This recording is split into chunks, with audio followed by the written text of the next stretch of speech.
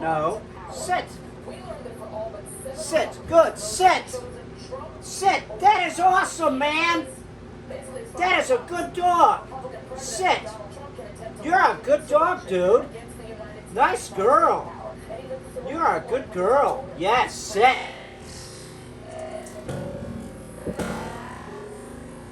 Here's some tips on puppy training, and this is important. And a little history about me is I worked with my father when he trained puppies, Labradors, and I've trained as an adult on my own dogs, too many to count. I'd have to sit down and put it on a list. I always kind of want to start off with a puppy. Although I have owned adult dogs that have come from animal shelters, and I worked in a non-kill shelter years ago, so I adopted some then. But I've always taken in homeless dogs that weren't puppies. But if I'm going to get a dog, usually, if I'm planning it, like I'm going to get a dog, I say, well, I'm going to get a puppy. So I have that under my belt, which is many, many, many puppies. Also, professionally, I've trained, that's sort of my forte is training puppies. I'll take them anywhere from 8 weeks, to a 13-year-old dog. But pretty much people call me to train puppies because I can get it done in about 90 days. Like even with an 8-week-old puppy, I can get it done to where the dog's retrieving. The dog's body language is good. They look like they're having fun. We've taught the dog that, you're going to play. We're going to play, dog, but to play, you have to play by the rules. And that's, basic physical assist service dog stuff like that. So I have that under my belt. We're talking about years of experience with other people's dogs, too, starting at 8 weeks on. So the number one thing that I could say about training a puppy is, one, when do you start working with the dog? As soon as you get it. As soon as you get it. Start getting housebreaking done and get the dog coming in and out of the crate. So it's not, they'll go into the crate a lot of times and they'll sprawl their legs out. I don't want to come out. They'll even, they're like an older dog too, and that they try and control the situation. So get the dog coming in and out of the crate. And the other thing is you will start training the dog with basic commands, but you do not use pressure with the dog, or you use very little pressure. You keep it syrupy sweet, and then you sort of build the dog up to the point where 4 months, I'm a professional, I can get it done a little bit earlier. You can start adding in some pressure, meaning some light corrections. And I mean real light, real light. The other thing is, because you're going to be working with a puppy and they'll lunge and do all kinds of stuff on the leash, you don't want to hurt their trachea. For God's sakes, go get a big, fat, wide leather collar that's for an adult and put holes in it and cut it down to size so that it spreads out the pressure on the dog's neck. If you go, say, do you have any collars for puppies? They want to sell you this thing that looks like a cat collar. Don't use that. You're going to hurt the dog's neck. You'll hurt the dog's trachea. That's why vets, by the way, vets are not, they don't know anything about training. They only know about medicine. That's a fact. So vets will say, well, use a harness. And that's not necessarily needed if you get a big, fat, wide leather collar.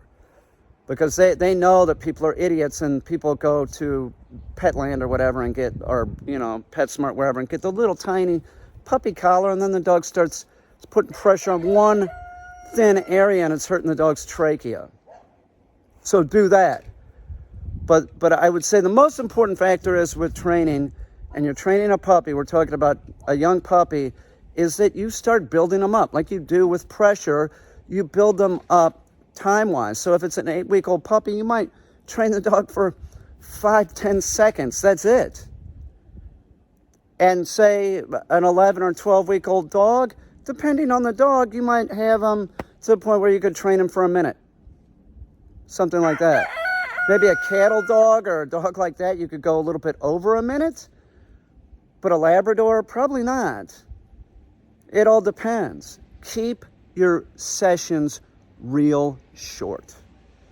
Every time you take that puppy out, train it for 10 seconds, 5 or 10 seconds. That's it. That's all you need to do. And keep building it up to the point where you can work the dog for 2-3 minutes.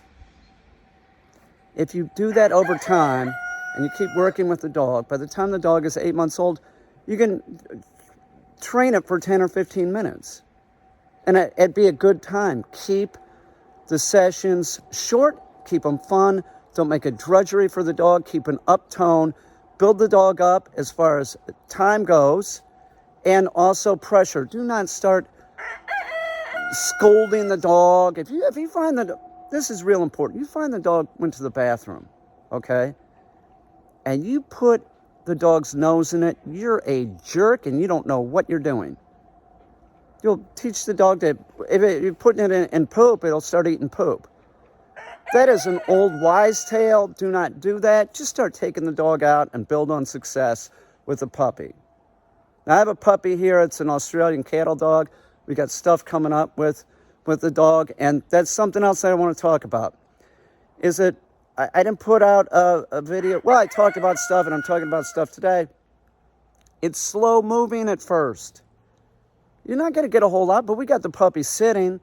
I'm just probably waiting until tonight to do some video. It's going to be slow moving. Like, I want to have a little bit of success with the puppy. What I'm saying is tonight when I do the video, there will be mistakes that the puppy's making. The puppy's not perfect. But by tonight, the dog will be sitting a little bit bigger and going up onto the target a little bit better.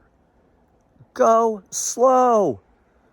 Don't expect too much. It's a puppy. Take your time. Take your time and be thorough. This is the first time getting the puppy up onto a box. But it's very, the puppy's just into it. Okay, here's the puppy the first time doing sit. She's sitting up there pretty good. Notice her tail. She's excited.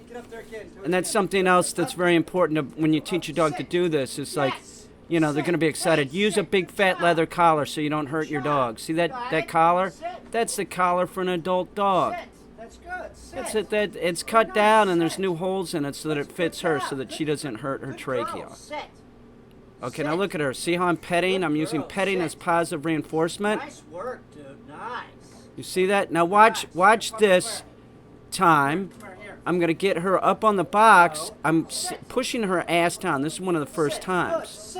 But now watch what happens when I start petting her. She's going to start getting excited. See how I'm making a lot of eye contact? I'm exciting her to show you something.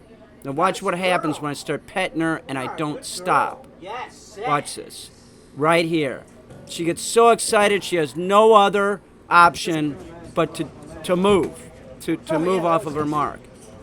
Sometimes you just stop petting the dog. We're going to watch this again. That's the first time she's sitting. Notice the tail. She jumps off. Excitable dog, of course. They're all excitable.